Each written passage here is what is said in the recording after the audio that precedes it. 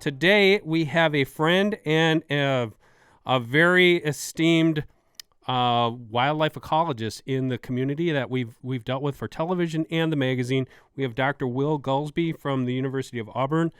Will, thanks for joining us today. Hey, Dan, glad to be here. Appreciate you having me on again. You know, we got to meet you. We came down there to Auburn here a couple of years ago with Dr. Ditchkoff. One thing that I found was fascinating, and I'm going to just fast-pace this because there's so much we want to talk to you about today, was your expertise. Well, before we get into that, I want to tell everybody, because you might not know Dr. Gulsby, he started off at North Georgia University, got his master's from Georgia, and his doctorate in wildlife ecology and management. He's worked in that area basically his whole career. Correct me if I'm wrong there, Will? That's right. And I know some of the things that you've been, I guess, near and dear to your heart and your research kind of go this. Coincidentally, I just dropped a blog this morning on the Dan Schmidt deer blog at Deer and Deer Hunting. I'm gonna give you a quiz to start. Oh boy. So basically, this was my take on it, and I'm asking an expert, and I should have consulted you before I did this. But the headline to my blog was seven things you do not want in your deer hunting property as far as invasive plant species. So I'm going to let you guess which 7 I picked and see if I was anywhere close. Man, I'm sure yours is colored with the upper Midwest perspective. Yep. I would guess. Yep. So you got to think Wisconsin, Minnesota, Indiana instead of Georgia. So I'm not as familiar with plant communities in those areas. Bush honeysuckle. Yep, number 1. Did that make the list? Yep. Let's see.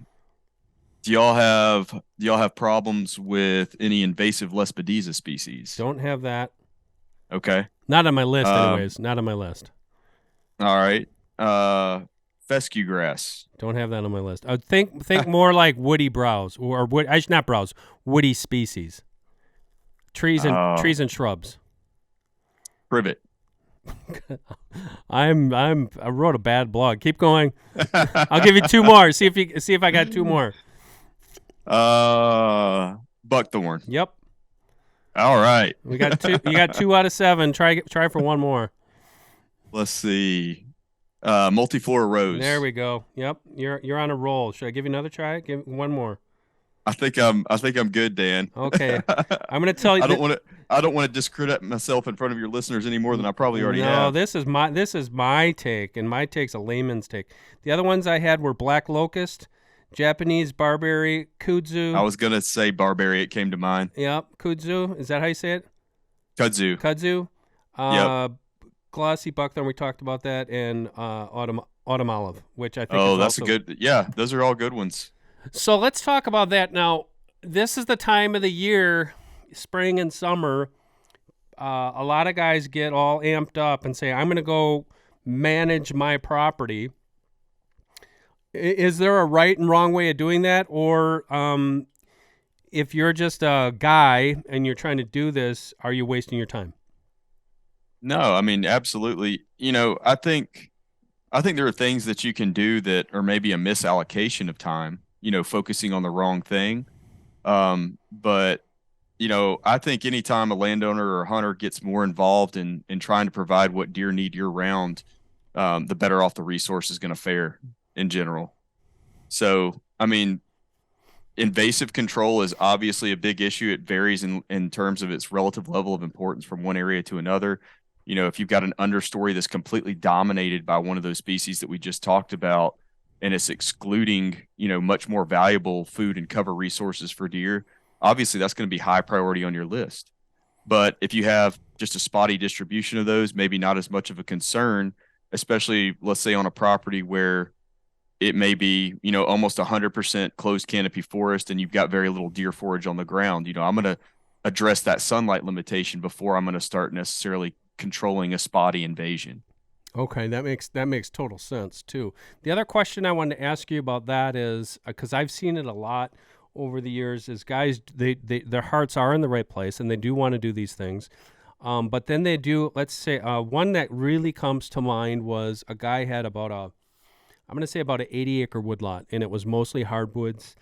They went in and cut it, and then they did not do any type of invasive work after that. Mm-hmm. And when Yeah. that forest came back, it came back mostly in softwoods, and it was just completely overrun with barberry.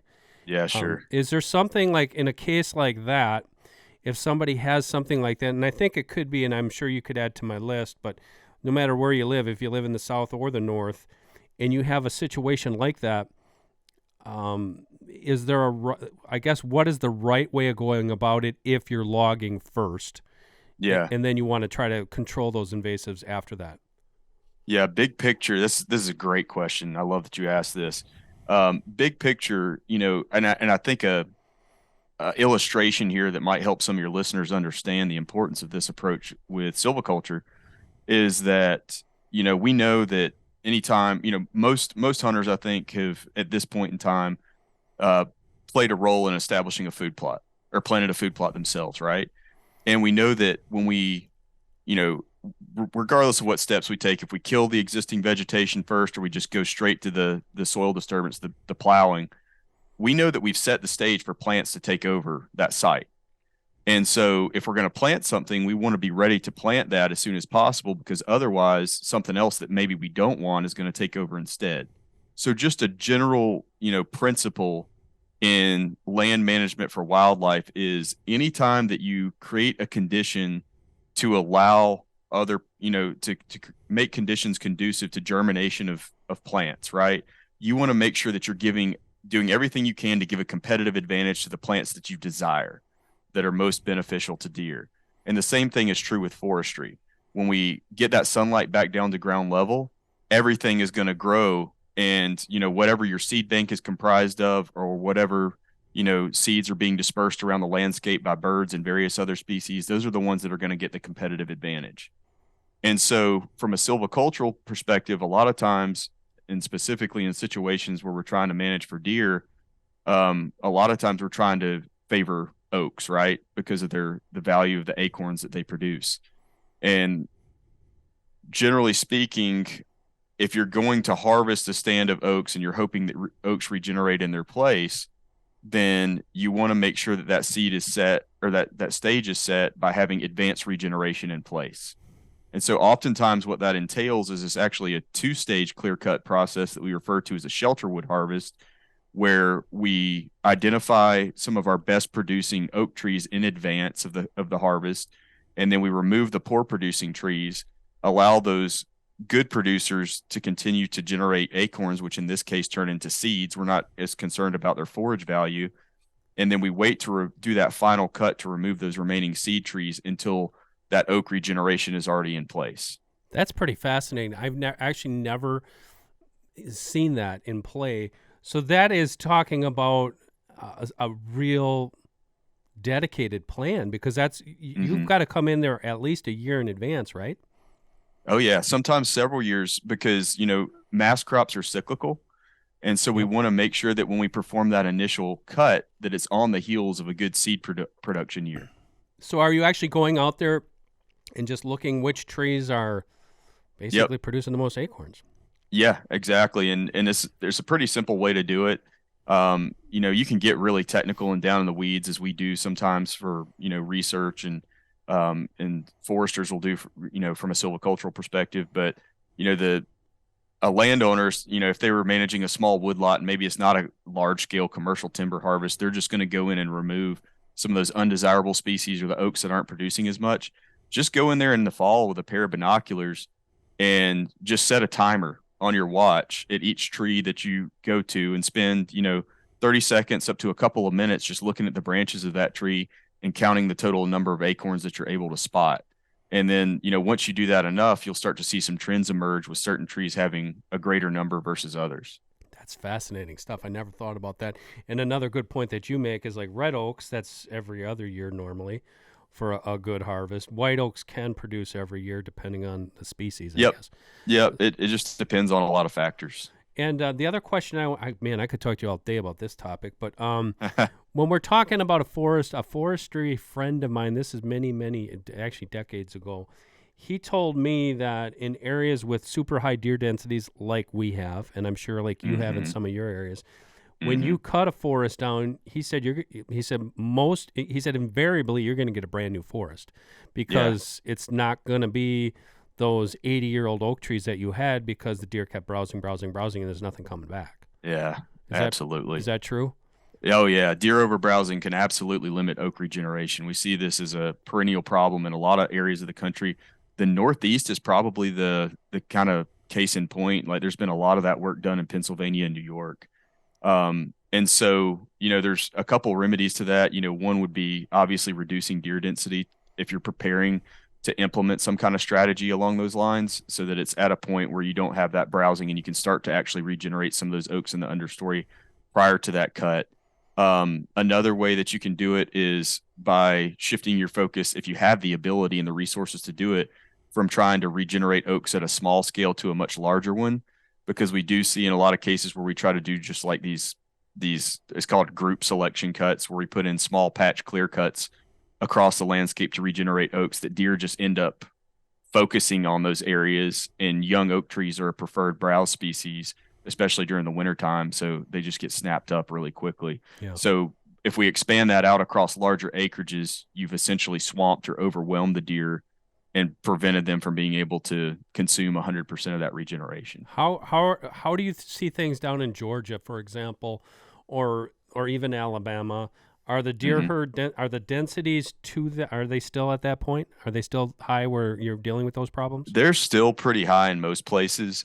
The only places that I frequent where I would say that they're moderate to even being relatively low are, if you go up in some of the southern Appalachians, where it's almost 100% closed canopy forest, you'll see, lower deer abundance there. And then, some of the more intensively hunted public lands, and even, people generally think of deer densities as being on higher on private lands, but some of these, leases that carry high densities of hunters, and each of those hunters may only be taking 1 to 2 does a year, but with a high density of hunters, you can quickly drive that population down pretty low. But those are kind of the exception to the rule. In most places, I still see, moderately high to relatively high deer densities. So it is a problem, and it's something that you have to deal with if you're trying to deal with regenerating a forest or something like Absolutely. that. I'm kind of jumping around. I want to follow up. I know one of the things that this is not the same topic, but it is habitat. When we were down and we visited you, I think it was 2 years ago, you had showed us areas that you had worked with prescribed fire, and I know that's one of the things you've done a lot of your studies on. How how does fire help a landowner, and what are just some of the things that somebody who's thinking about, hey, I've heard that this can regenerate, native grasses, or this can regenerate Mhm. areas where I want to plant a food plot. What are some of the things, the first questions that somebody has to ask about that? Or Yeah. should? So starting out, one thing that those that are interested in using prescribed fire should be aware of is that it's not a silver bullet. It's not magic. Really, it's just a relatively cheap, um, ecologically correct in some senses, I guess you could say, because it's a natural process. It's a natural ecological process way to maintain a certain successional state within an area. And when it comes to deer management, we want to maintain the vegetation community in a successional state that provides the greatest amount of forage, cover, or somewhere in the middle for deer, depending on what our objective for that specific area is.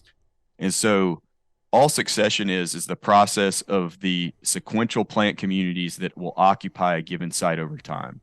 So if you go out and you bulldoze a forest tomorrow, what are the first plant, what's the first community of plants that arises over those first 1 to 2 years? And that'll change, during years 3, 4, 5, and so on, eventually to where you get a young forest, right? And then we'll start out with a young forest comprised of primarily pioneer species like pines and some of our, maples and sweet gums and species like that. And then it'll transition to oaks and hickories. And then in certain places, we'll proceed on to beech and hemlock and, even longer lived species than that. And so when it comes to managing for deer, oftentimes if we're trying to maximize forage availability in the understory, we're thinking about trying to increase coverage of native forbs. And all a forb is it's actually better defined by what it is not than what it is. It's not a woody plant. It's not a grass. It's just a flowering broadleaf plant. And the reason we want to manage for forbs, specifically when it comes to deer habitat, is these are some of the most nutrient-rich plants that there are out there, specifically in regards to their crude protein content. And many of our native forbs have crude protein content that is on par with that of a lot of the clovers that we plant in food plots. They can have 25, 30% crude protein content. So that's why we want to manage for those. And they're oftentimes, and it depends a little bit on where you are in the country, the climate there, the soils there, but those typically respond within, 2 to 3 or maybe 4 years after a disturbance like fire. And they're relatively short-lived. And as the plant community progresses, it'll shift more to a woody species composition. So when that happens, unless we're trying to manage for browse, for winter browse, we want a lot of woody cover, or if we're trying to manage it as a bedding area, if that's not the case, we'll want to set it back again so that we've got higher forb cover. Now, if we do want more woody browse for wintertime, or we do want more horizontal screening cover to manage that area for bedding, then we may let it proceed a little bit longer. Maybe we disturb it every 4 to 5 years with fire. But that's all fire is. It's a process to try to use to target a desired plant community to meet some objective that we have. In this case, it would likely be deer management related. But another point that I want to make that's important for anyone to keep in mind that's interested in pursuing the use of prescribed fire for that purpose is that the vegetation response that you get following fire is going to be proportional to the canopy cover that you have in that area. If sunlight's not hitting the ground, essentially all you're going to do is you're going to consume some leaf litter, and some sticks that are that have fallen off the trees that are hanging out there in the understory. You're going to get very little vegetation response. You're going to have a lot of fuel that you're burning up and probably not a lot of benefit. That's right. But as far as, I think you also ask about resources. Yes. For individuals interested in pursuing prescribed fire, the first thing that I would look at is see if your state has a prescribed fire council. Most states do have that. And then some states are even starting to form prescribed burners associations, which are collectives or groups of individuals that are like-minded, that are interested in using prescribed fire for various objectives on their property. And those groups can link you to training resources. So a lot of states have certification classes that you have to go to become a prescribed burn manager. For instance, ours here in Alabama is a 32-hour course. It's 4 8-hour days. It's one of the most intensive ones in the country, but that's probably also because we burn a lot more than a lot of other states in the country. We've got a long history with this practice. But some of those associations will also potentially even host learn and burn events. That's what we call them here, where you can go out with experienced practitioners and learn from them. And I'm even starting to see some pop up that have like cargo trailers available that you can, use for a weekend if you're trying to implement a prescribed fire on your property that has a lot of the essential equipment that'll help you get that burn completed safely and effectively. Does this normally come at a cost, or do states offer that as a service? As the prescribed burn associations or the fire councils? Like I'm a landowner. I've never done it. And I have like a meadow that I want to burn. And I certainly don't want to do it myself. I'm not going to sit there and watch YouTube videos and try to do it, which I know a lot of people would try to do, and then end up with a nice bill from the DNR when you burn down the neighbor's house. But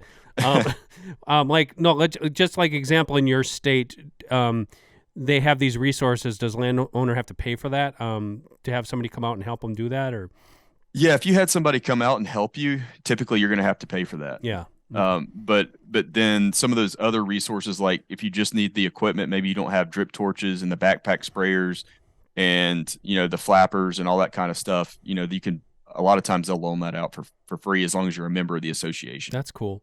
Now, you were talking, this is interesting because we've actually run, I don't know how many articles on prescribed burning and deer hunting over the years. And we actually did a TV show on it. One thing that you mentioned that I find fascinating, because I am fascinating in the whole, not just management, but how, like you said, forest succession, it's not a one and done such deal. It's not like, I'm going to burn my meadow and now it's going to be awesome deer hunting for the next 20 years. No. Yeah. Like you said, you really should have a plan in there. And I didn't even think about that because I do know, like you said, when you burn, we saw it down at your facilities.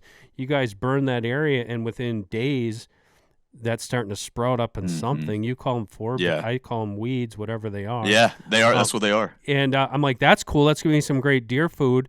But then I know within 3 or 4 years, you're going to have a lot of woody stems in there. That's right. Okay, so you have some good cover, but maybe you have some good cover. So you got some good food for a while, you got some good cover for a while, and then you burn it again, or you figure out what you want to do with it. I never thought of it in those terms, that it's almost like having some kind of syllabus or itinerary for your land for a period of 10 or 20 years. Yeah, and so how we start kind of linking this together, and this is kind of where the art of a management plan, or thinking about the ecology, the broader questions of the interspersion. It's fancy scientific terms that we use as interspersion and juxtaposition of these different cover types. It essentially just means how they're arranged on the landscape comes into play. And, when I think about it, when I'm working with landowners, in the South, most of us burn on about a 3-year rotation for when we're burning for deer. And the first year after that burn, you're going to get a lot of the annual species. It's going to be a pretty decent mix of grasses and forbs. In year 2, a lot of your perennials and your legumes, your native peas, your native beans that are high in crude protein content will start coming on board. And then once you start to get about 3 years out from fire, that's where you get a lot more woody coverage of woody plants. And so that turns into a better browse producing area and a better screening cover, or an area that provides a lot more visual obstruction. And so what we try to do is we create these blocks adjacent to one another, where one has been burned in the current year, one was burned last year, one was burned in the previous year. And so that allows us to start piecing those puzzle pieces together, so that we have this community of plants adjacent to this next community and this next one, and so that you're providing for all of those year-round needs and resources in one relatively small area. And if the property is large enough, you actually start replicating that across the landscape. And so I've got my high forage value area directly adjacent to my area that also is providing high winter forage value and high escape cover, bedding cover value. Now, when I'm looking at this and I'm listening to it, if I'm the average guy, which I am, you're like, yeah, that's great, but I don't have that kind of land. Can you do this on smaller property, 10 acres, 15 acres, 20 acres? Yeah, you can. There was actually some research done a couple of years ago by a colleague of mine that I work quite a bit with. His name is Dr. Marcus Lashley. He's at the University of Florida now, and he did this work in a previous position he held at Mississippi State. But you've probably seen it. He had this. He brought up this concept called bow range burning, and they were essentially going out to these areas where they had tree stands and using a backpack leaf blower to put in a little fire break that had like a 30-yard radius around the tree stand. And they were just burning that, that 30-yard radius directly adjacent to the tree stand. And they were able to put out cameras on those sites and prove that intensity of deer use directly around that tree stand increased in response to the plants that awesome. Came back following fire. I thought it was a good idea too. I'm going to ask you to write an article about that now, because I'm making a note. That is okay. That's an awesome idea. Yeah. And the reason I ask is because that's what I have. I have 10 acres. And the reason I got some of these ideas for these questions today was I'm all about history of land. Like, I've always been fascinated, no matter where I lived. I've wanted to know, okay, who lived on this land 100 years ago? What did they do? Yeah. And for me, my epiphany on this one was just recently. I have a back field where we actually showed it on a TV show. I planted a food plot last year, about an acre. And surrounding that acre is about 4 other acres of little red pines. Mm-hmm. And they weren't planted. And because it's just extremely rugged back there. It's just up and down. And I just said, it's almost like somebody came in here with a bulldozer. And I actually made that comment to my neighbor. And he goes, well, actually, they did. And I'm like, what are you talking about? He goes, yeah, it was about, I don't know, 10 or 15 years ago. The farmers that were living in my farmhouse that I have now, they used to burn their trash in a barrel. And it set the whole field on fire. And it burned like 20 acres. Yeah. And I'm like, well, that makes sense, because those pines needed fire to regenerate. Yeah. Because I said I knew they weren't planted. And I'm like, well, it's actually kind of cool now because it's coming up into some nice cover. I mean, pine trees don't Yeah. offer any food, but But that's great winter thermal cover. yeah. And I'm like thinking like, so when you think in those terms, no, I'm not going to burn it, but if you think in those terms, there are certain things that you can do Yeah. from a smaller perspective. Absolutely. And on, a similar size property too, I think a really beneficial practice that you can use to increase deer habitat quality is just selective removal of trees, you know. And so, you go into a woodlot and maybe you've got a mixture of some oaks and some ash or something like that. And so you take out the ash, leave the oaks, and you've potentially benefited your deer in two ways. One is you've got that increased sunlight to the ground, so you're giving the plants within a deer's reach that a deer can consume and hide in the opportunity to grow because that sunlight's no longer intercepted in the canopy. And number two, if that ash that you take out is directly adjacent to an oak, you thereby allow the oak to expand its crown out. And we know that acorn production is correlated with crown size. I'll be darned. So you've potentially increased the acorn production of that tree as well. And we found, I had a graduate student working on this a couple of years ago, but about two people can go in, and what they were actually doing was using herbicide to kill trees so they didn't have to fell them all, especially some of the larger trees. Once you start getting up over 8-10 inches dBH, it can be pretty hazardous. Or maybe you're an older individual that doesn't want to deal with that or something along those lines. you can inject those trees with herbicide, leave them standing dead, and you've still just as effectively removed that sunlight filter, right? And you've still allowed that adjacent oak tree to expand its crown out, and they could do about 2 acres a day. Now, these were young graduate students, but it only took two of them to treat about 2 acres a day. And so if you hunt and picket that on an annual basis, you can start really adding up the acres that you've benefited for deer that way. Man. Hey, we know what that sound means. It means we're going to take a break to thank one of our sponsors. Today's episode of Deer Talk Now is brought to you by Easton Archery and the all-new 5mm Autumn Orange FMJ. Celebrating Easton's 100 years in archery, the 5mm Autumn Orange FMJ is a fresh take on an old favorite, featuring Easton's exclusive FMJ arrow technology and finished with the classic Easton Autumn Orange anodized finish. This limited edition offering gives archers a modern arrow with a throwback nostalgia to arrows they may have never put in their quiver before. I did. I had those original Autumn Oranges when I was younger.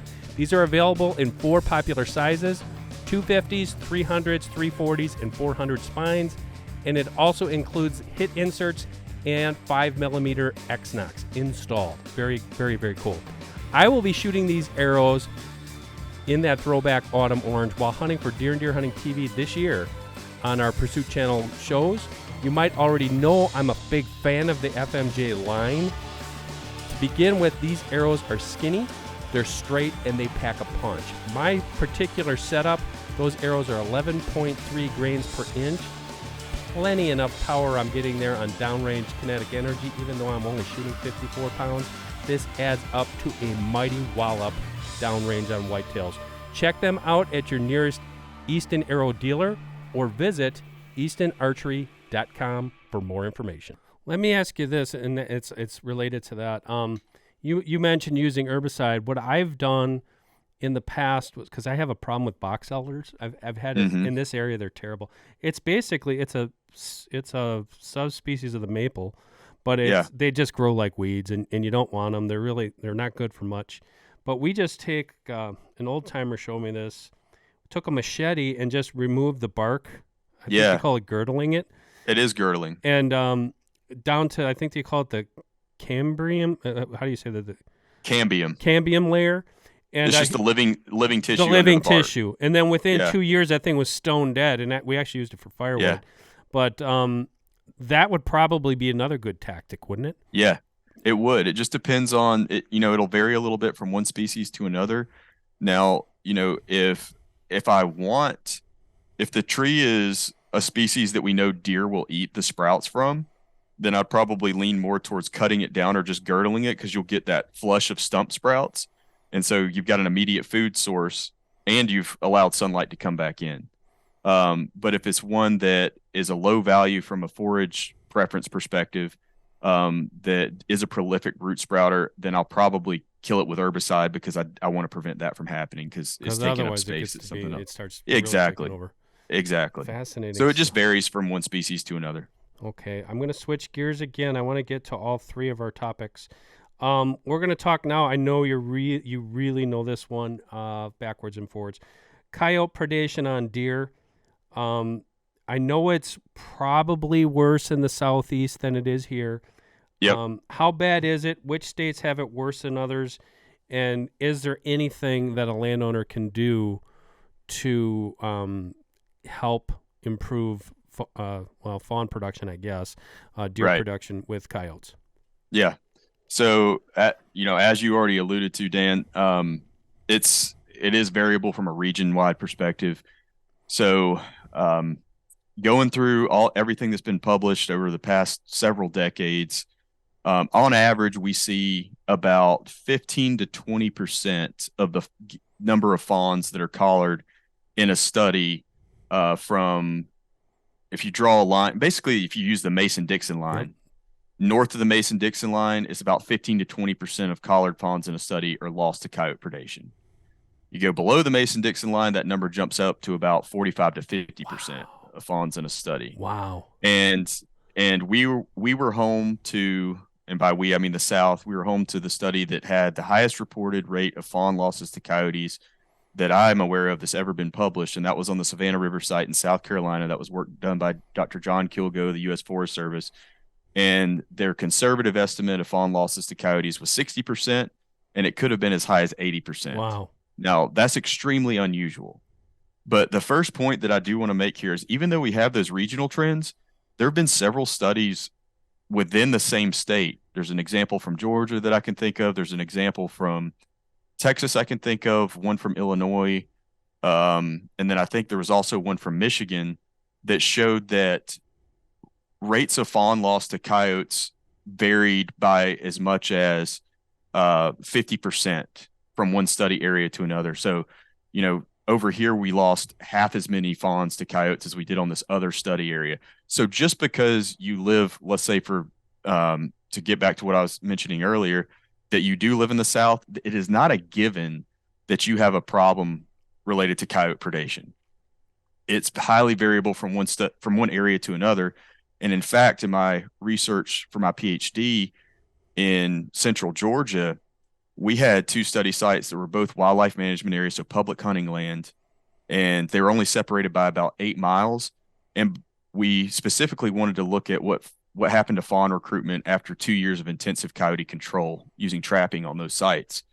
But one of the sites, as it turned out, when we started, collecting data, had a fawn recruitment rate that was consistent with fawn recruitment rates on that site based on historical data prior to coyote arrival to that part of Georgia, because coyotes haven't been in Georgia for very long at all. Mm-hmm. And then they've only been in Alabama for a little bit longer. I mean, you're talking about like the first ones starting to show up in like the 50s and 60s, and they didn't really become, widespread and abundant until like the 90s or early 2000s. Wow.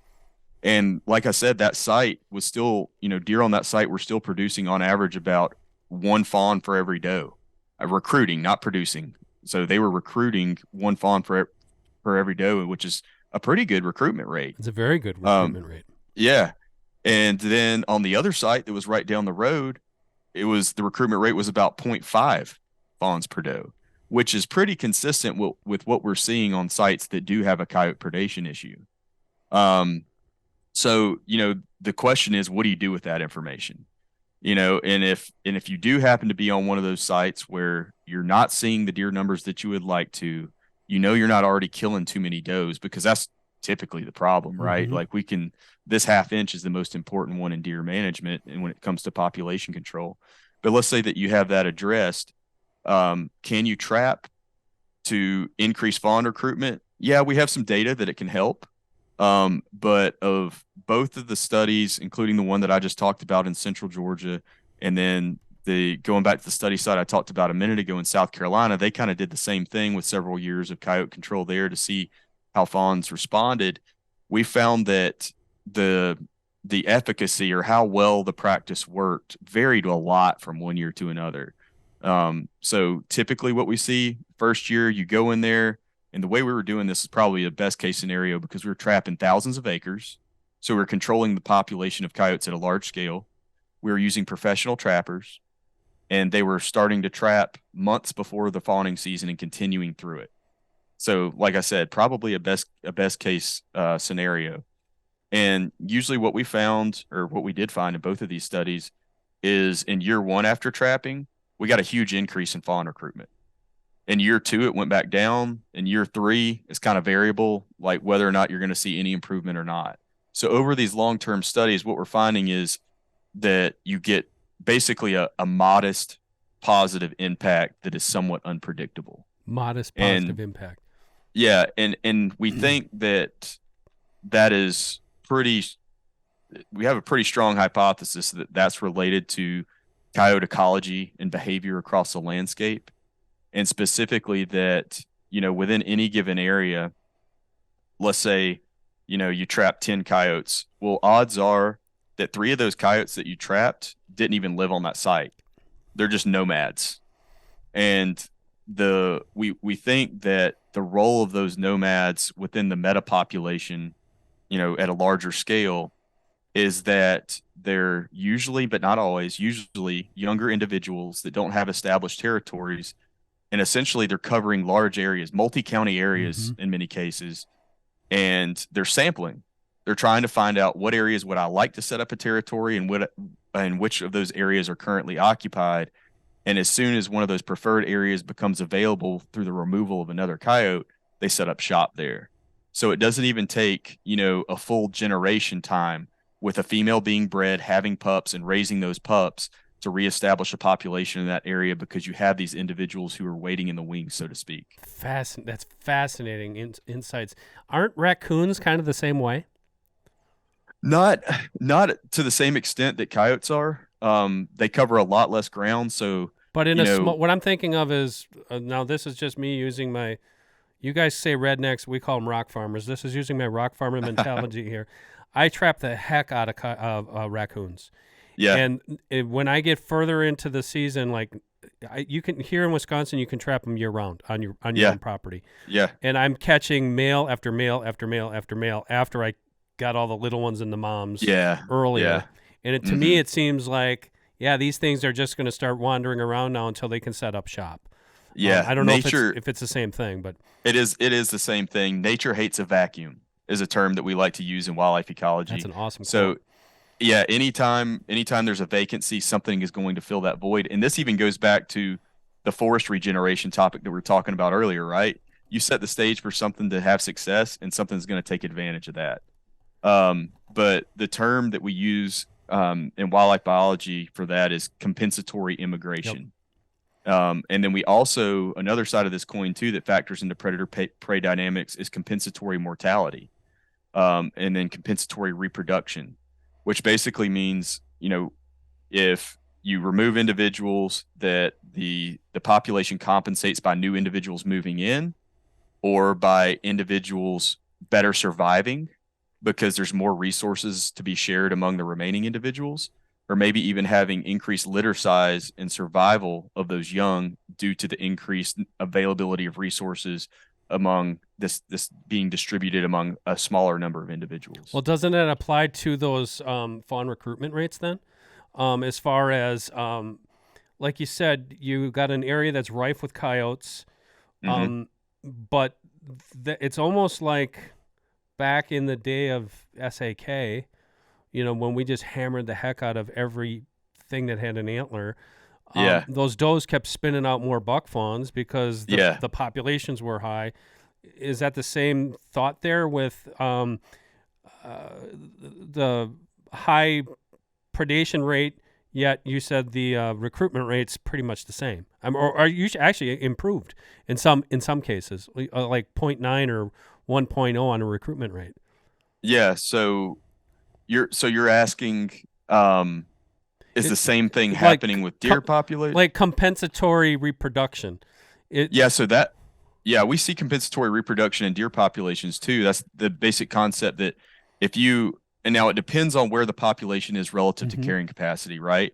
But if you're in a density dependent population, if you're above what we refer to as the inflection point and you reduce that population, you will see compensatory reproduction.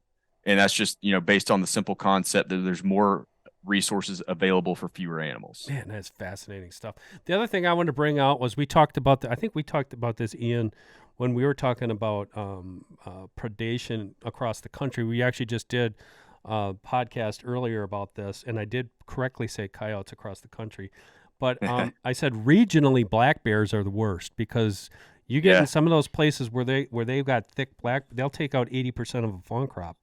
Yeah, And sure. but like you said, and then you go into another area, and it's for whatever reason, there's going to be some variables that are different. Yeah. That's not going to be adding up. I wanted to get to. I'm looking at my watch here. So it does pay to trap coyotes if you're trying to do it from a helping deer management perspective, but you kind of always got to keep your foot on that gas pedal, don't you? You do. Yeah, it has to be intensive and then it has to be done on an annual basis. And even then if you do it on an annual basis, you have to manage your expectations because in some years you're likely to see a positive net benefit, in other years it may be, pretty dampened. Kind of similar to hogs, isn't it? Wild hogs. Oh yeah. We could probably Yeah. talk about that for hours, but Sure. if you don't, I know those guys. I guess a couple things here. If you want to shoot a coyote and you want to hunt coyotes, or if you want to shoot a coyote and said you save the deer herd, I don't want to be condescending, but go ahead, do that. Yeah. But that really isn't helping a long term or even short term. And I think coyotes probably, you can correct me here, Will, but I think coyotes are probably like wild hogs in the fact that if you're trying to hunt them, my gosh, you just made it a heck of a lot harder to try to control that population as opposed to trapping them. Potentially. I mean, we know that trapping is most effective now. I think there's certain guys with certain skill sets and equipment now, especially like the thermal scopes and some of the better electronic collars and things like that, that especially like in agricultural landscapes, they can be pretty damn effective at Yep. reducing that population. But you're right, and I used to do it all the time too. And I still take a coyote on occasion, especially like last year, I had a nice one with a black pelt come through while I was bow hunting during early bow season. And you got it with a bow? I took that coyote. Nice. Yeah. Wow. It was actually standing on a fallen log. Wow. It was just like trotting across this fallen log, and That's a I whistled trophy at it and got there. it to stop. Yeah, yeah. But you're right. Like that has essentially no population level impact. And I'm not saying don't do it because I would do it 10 times out of 10. Absolutely. If it makes you happy and it's within, the legal framework, be my guest. Have at it. Okay, next topic. I think this is going to be our last topic. What is the deal with wild turkey populations? I know you've been studying this. Yeah, I would probably be a billionaire if I had the one simple answer to this right now. Oh man, there's so much going on with wild turkeys right now. It depends on where you are. It seems like the eastern subspecies is suffering the most. Depending on where you are, we're seeing, generally speaking, like 15 to 20% declines in harvest. Now, one thing that you have to keep in mind with that too is that some of that decrease in harvest is by design, because we have more and more states that are limiting opportunity to address declining populations. And so if we're just using harvest as an index of that population size, it's going to be biased by that fact that, we're reducing bag limits in some places, we're reducing seasons elsewhere. Turkey hunter numbers are declining as well, at a little bit higher rate than the harvest is actually going down. So that's factoring into the reduced harvest, in addition to the changing season frameworks. But man, this is a hard one to take on, probably, and I'm a habitat guy. We started out talking about habitat related issues. One of the things that seems to be popping up more and more in the research projects results that are coming out right now, and there's more turkey research going on in the United States right now than I think there ever has been at one time, is that the areas where turkeys reproduce, particularly where they nest and where they raise their broods, only represent that cover type, that vegetation community represents single digit percentages of the landscape anymore. And it's that same early succession type habitat that we were talking about related to providing high quality deer nutrition earlier. And so you have to be very intentional to create and maintain that habitat type. So it makes sense that if a lot of people aren't actively doing it, or there aren't land uses that are conducive to creating that vegetation condition, that it's going to be relatively limiting. So we know that it's limiting. And we also know from a couple studies that have come out recently that hens disproportionately select to nest in those areas, and that nest success is significantly higher in those areas than it is in the surrounding landscape, which is commonly, forest or, row crop or pasture land. So if I had to point to one thing, I would say that it's probably an issue related to the vegetation that turkeys need to reproduce. And if you think about it, Dan, I don't know how much, you follow quail hunting or, northern bobwhite populations, but northern bobwhite populations have been in trouble for a long time now. And it makes sense that turkeys are starting to struggle too, because the areas that they use for brooding, especially, look very similar to bobwhite habitat. I'll be darned. Now that's in the South. Would you say that would be the case across the country? It's a habitat issue more than anything else. I haven't seen as much of that data from areas outside the Southeast, so I don't know that that would be a safe conclusion. But just knowing what I do know about, general changes in landscape across the eastern United States, I think it's probably playing at least somewhat of a role. And we know places like Missouri, which has been historically just the epicenter of wild turkey hunting. They've had serious issues. Right. Absolutely. And it's interesting. I always caution, especially readers or viewers, when they ask a question, because it's real easy to blame. It's like me blaming the Packers offensive line for Aaron Rodgers going to the Jets, probably. But it's they want to blame the coyotes or the avian predators, or it's all these owls and hawks that are eating baby turkeys and stuff. I said, no, it's probably something bigger than that. Yeah. I mean, I'm not saying that it doesn't happen. We know that it happens. Predation is, everything's trying to kill a turkey. Yeah. But when you get to the other thing I wanted to ask you, are there any disease concerns that might be driving declines in some areas? Yeah. Yeah, there are some, but before I get into that, I'd like to briefly touch on something you just said, Dan, and that's that, people like to point the finger at predators.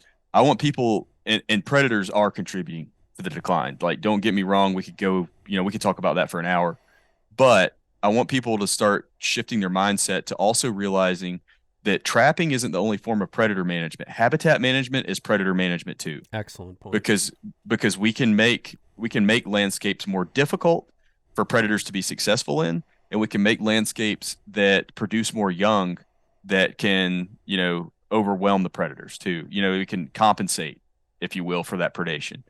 But yeah, there's absolutely some disease concerns as well. One of the latest ones that people are the most focused on right now, and I've got some ongoing work related to this as well, as lymphoproliferative disease virus, LPDV for short, is what most people refer to it as. And this is a virus that basically causes cancerous tumors in the organs of turkeys.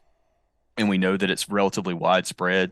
There's been some intensive sampling in a few states, but we still have some gaps to fill across the landscape to determine what its prevalence rate is. But I know up in Maine, they've got some ongoing research related to this. And I don't know if it's been published yet, but I've heard some preliminary results that suggest that even though a lot of the turkeys that show antibodies for this disease aren't symptomatic, that they have seen some correlation between exposure to this virus and reduced clutch size in hens.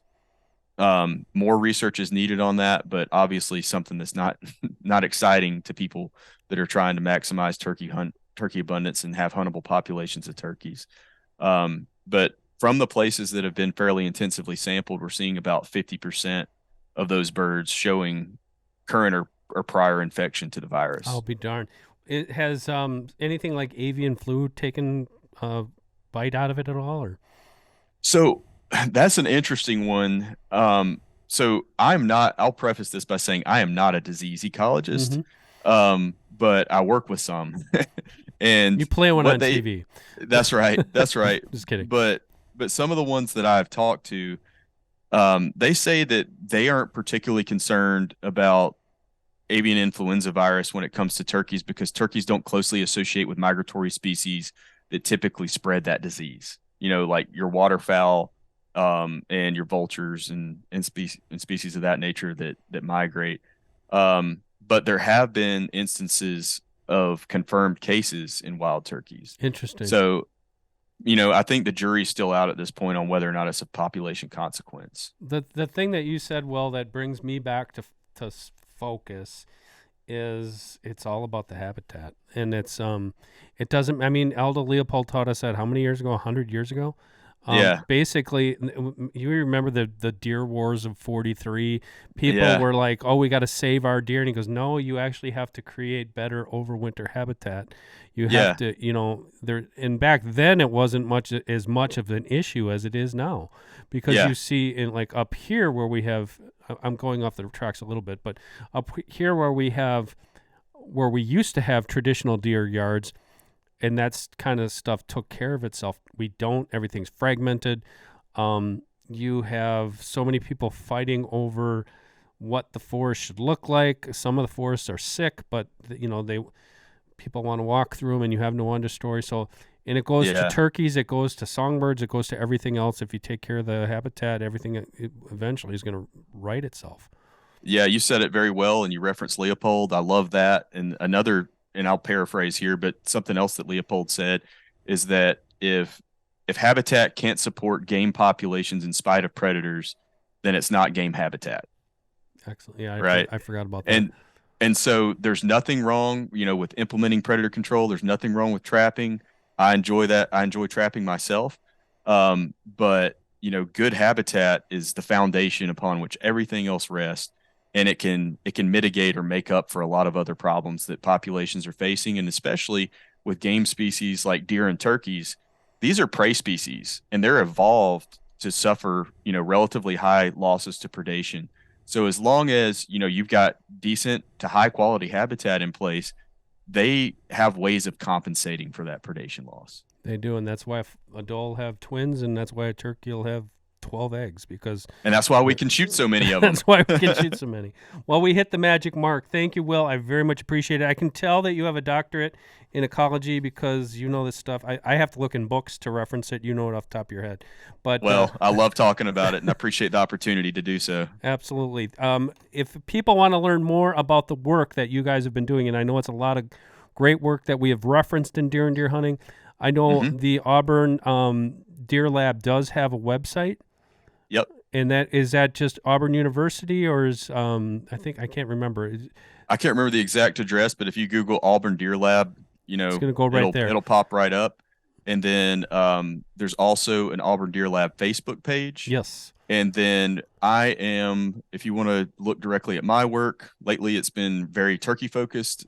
I slip some deer things in there every now and then, but I'm very active on Instagram, and that's at Dr.Dr_Will_Gulsby, and that's Gulsby. And I try to post research updates there pretty often, as well as just, interesting things that I see here and there that provide good demonstrations for folks. Thank you very much, guys. We're going to share that in the links here so people can find Will, and they can find Auburn and everything else. Thank you again. Hopefully we can do this again. This was a lot of fun. Thanks, Dan. Enjoyed it. Awesome. For Dr. Will Gulsby, Auburn University, I am Dan Schmidt with Deer and Deer Hunting. Thank you for joining us for another episode of Deer Talk Now, every Thursday, wherever podcasts can be listened to or watched. We'll catch you next time. This episode is brought to you by Drop Tine Spirits and their premium 12-point bourbon whiskey. The story of Drop Tine's finest bourbon starts with being double barrel aged. What this means is they first aged the bourbon in new charred oak barrels in America's heartland, then send it to California to be finished in the salt air of the Pacific in the finest brandy barrels. Finishing their bourbon in brandy barrels was the choice of many trials to find flavors as unique as the Drop Tine Deer. They wanted a bourbon that is not only warm to the palate, but it would sip smoothly and leave notes of fruit behind. They found the perfect brandy barrels in the Russian River Valley near Sonoma, California, and what they created is a bourbon whiskey that exhibits a sweet, floral, almost honey-like aroma balanced by caramel, toasted wood, brown sugar, and toffee. 12 Point Bourbon is only available online. To get a taste for yourself after the hunt, visit droptime.com. Deer Talk Now is also brought to you by HuntStand and the new HuntStand Pro app. Let me tell you, I've been using the HuntStand app for a couple seasons now, and I can honestly say it has changed the way I hunt. There's no more guessing on wind direction, property lines, and stand locations. The app takes my hunting to precise new levels that help me be more successful. The new HuntStand Pro app unlocks unlimited property data on a nationwide basis, including detailed property boundaries throughout the United States and most of Canada, including property owners' names in the United States with detailed ownership information. You can also access detailed public land maps and search for properties on a county, state, or province level. There are so many features that also help you dial in on the best spots based on weather conditions. For more information, visit the App Store or log on to huntstand.com. This podcast is brought to you by Cuddyback Cameras. I'm going to tell you guys, I've known Mark Cuddyback personally for over 20 years, and I've been using those cameras for over 18 years on Deer and Deer Hunting TV. The recent technology in the past few years has absolutely blown me away, and for those of you who don't have great cell coverage where you hunt, Cuddyback's ability to daisy chain from one camera to another camera with new CuddyLink technology is an absolute lifesaver. With the ability to connect 24 cameras, I place one home-based camera at the edge of my property, swap that card out just once a month, and I get a look at all the activity on my entire property. My deer stay unpressured and the conditions are prime for opening day of bow season. For those of you who have the luxury of cell service, check out their new Cuddyback Tracks technology. This is game-changing. For more information, go to cuddyback.com. Deer Talk is also brought to you by Traditions Firearms, a family-owned business and inventor of the new Nitro Fire muzzleloader. When owner and president Tom Hall and his daughter Allison first showed me the Nitro Fire system, I was immediately impressed that it is not only more convenient than conventional muzzleloaders, but it is safer. The ability to quickly remove the powder charge is a big deal, such as when crossing a fence, climbing into or out of a tree stand, transporting your rifle in a truck or an ATV, or when hiking rough hills, wading creeks, or plunging through swamps. I've used the Nitro Fire on numerous Deer and Deer Hunting TV hunts over the past 2 years, and I find it safe, accurate, and very dependable. The gun is available in numerous configurations. To learn more, visit traditionsfirearms.com. The Deer Talk Now podcast is also brought to you by Apex Outdoor Rewards. Hit record and win rewards. Enter the Apex Whitetail Challenge in your state for your opportunity to win big cash. Enter today and get a 4K camera absolutely free. That's a $300 value absolutely free. There are some serious rewards here, guys, so be sure to enter in your state. Who would have thought your next buck could be putting money in your pocket? Reserve your spot today at apexoutdoorrewards.com. The Deer Talk Now podcast is also brought to you by Full Range Mounting Systems. These mounting systems are a great way to manage all of your mounts in a stylish and organized manner. We are using their pedestal mount here on the podcast set for 2 shoulder mounts, and it looks just awesome. Be sure to check out all their mounting solutions at fullrangesystems.com. And finally, Deer Talk Now is brought to you by 10 Point Crossbow Technologies. Hey, if you've watched me on Deer and Deer Hunting TV, you know that I'm an equal opportunity bow hunter, and for most of the past decade, that has also included crossbows. In fact, I shot my first crossbow deer with a 10 Point over 12 years ago, and to say that I've been impressed with their technology is an understatement. This year, I'm shooting the new Nitro 505, the fastest crossbow in the world. It is light, compact, and includes the revolutionary AccuSlide cocking and decocking technology. Whether I'm in a tree stand, ground blind, or spot and stalk hunting, I know the Nitro 505 is up to any challenge. Check one out at a dealer near you or log on to 10pointcrossbows.com for more information.